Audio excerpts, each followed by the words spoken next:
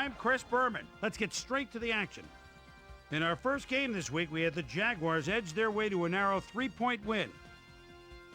Edgerrin James pulled down 100-plus receiving yards and helped his Colts beat the Ravens. Off the Missouri River in Kansas City, we had the Chiefs get edged out by 2 points. We had a big injury in this one, and Trey has the lowdown for us. Trey? All right, Boomer, thanks.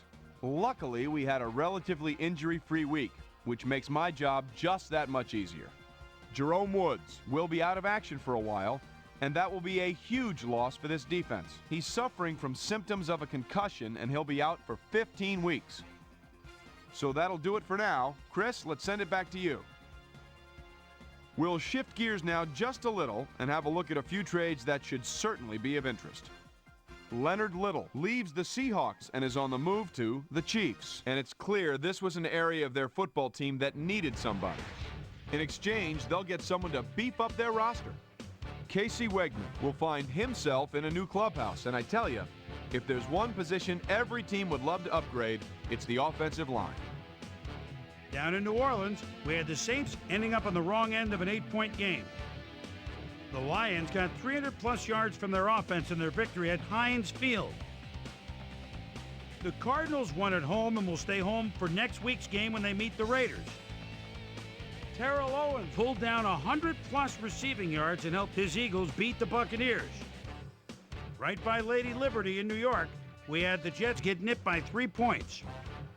Down in Reliant Stadium, we had the Texans get sent away with a 7-point loss. The Patriots got 300-plus yards from their offense in their victory at the Georgia Dome. We had an interesting free agency pickup of note here. Trey's got the lowdown for us. Trey? All right, Chris. Let's switch gears and talk about players that'll have new homes in the National Football League, as free agency continues to play such a huge role in determining a team's makeup. Ray Lee Johnson is going to find himself with a new club, and he'll be in a new tax bracket too. 5 years, $5.2 million, plus a $1.0 million signing bonus. Brandon Mitchell is also on the move as he signs a robust 5-year contract with the Ravens. Quinn will be on the move. You see it there. He'll be getting a nice little payday too. 2 years, $1.1 million. Gregory is on the move as well as he signs a 3-year contract with the Packers. The Browns lost at home and will stay home for next week's game when they meet the Saints. Ashley Lilly had over 50 yards receiving and helped his Broncos beat the Dolphins. And last but not least, we had the Vikings come away victorious. So another week in the books here on ESPN, but what do you say we hand out a few game balls before we go? Here's my primetime players.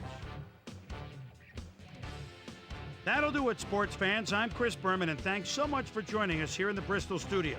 We'll see you next week right here on ESPN, the worldwide leader in sports.